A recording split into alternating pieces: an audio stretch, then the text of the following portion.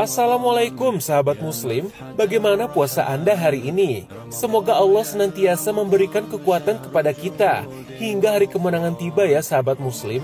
Nah, bagi Anda yang sedang menantikan kelahiran si buah hati, ada baiknya Anda menyaksikan tayangan Jendela Islam hari ini.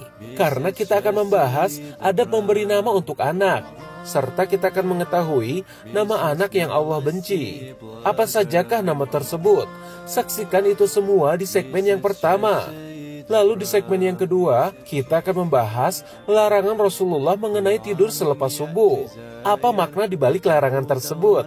Saksikan penjelasannya dari segi kesehatan maupun syariat bersama ustadz favorit kita, yaitu Ustadz Erik Yusuf.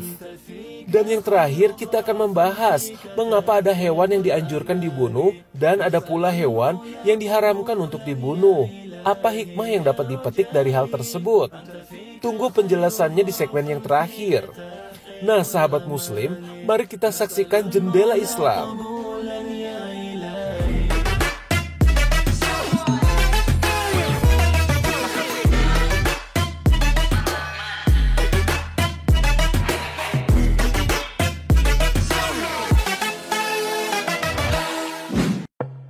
Sahabat muslim, banyak adab dalam mempersiapkan kelahiran sang buah hati.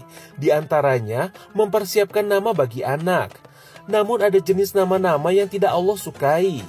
Yuk siapkan catatan Anda. Jenis nama pertama yang Allah tidak sukai adalah nama yang memiliki arti pemujaan.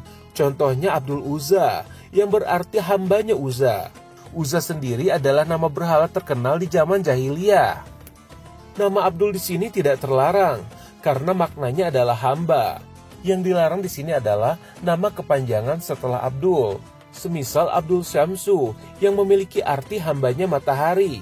Jadi tak mengapa bila ada orang yang memiliki nama Abdullah, yakni berarti hamba Allah. Yang kedua, memberi nama buah hati dengan nama yang menyamai keagungan Allah. Contohnya Ar-Rahman.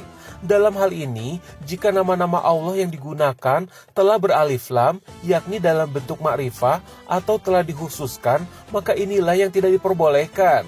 Dalilnya adalah surat Al-Isra ayat 110. Serulah Allah atau serulah Ar-Rahman. Oleh karenanya, menurut pendapat para ulama, nama-nama tersebut harus berdiri tanpa ar dan juga al, dan menambahkan penghambaan di awal nama, seperti Abdul Rahman, Abdul Rahim, Abdul Razak, dan juga Abdul Malik.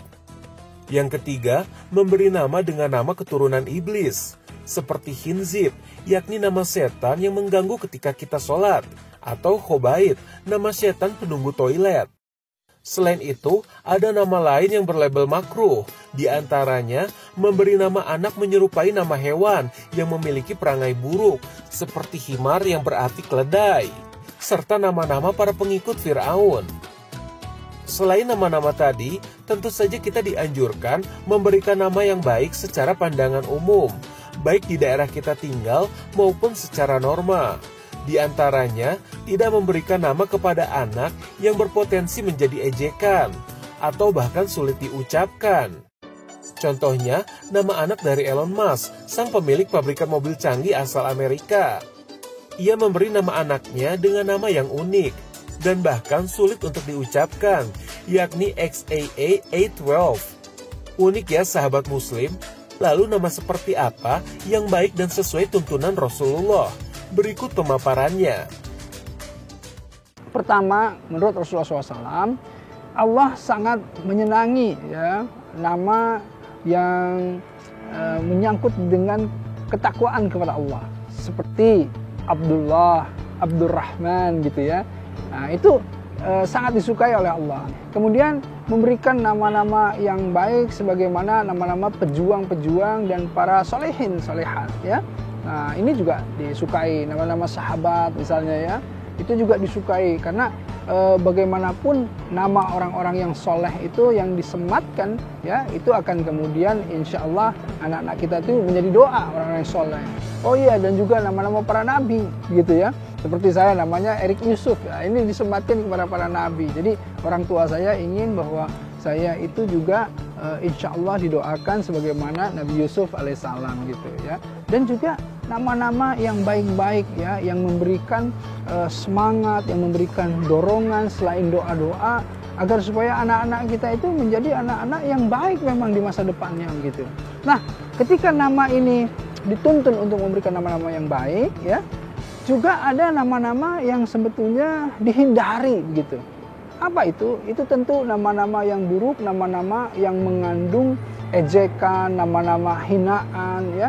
Kemudian nama-nama yang berkaitan dengan keburukan. Misalnya ada nama berhala, misalnya Lata, Uzza gitu kan ya. Itu yang berkaitan dengan yang namanya patung-patung berhala. Ada juga nama-nama yang berkaitan dengan nama-nama syaitan misalnya gitu ya. Ini juga Beelzebub dan lain-lain gitu ya. Ini dihindari karena nama adalah bentuk doa.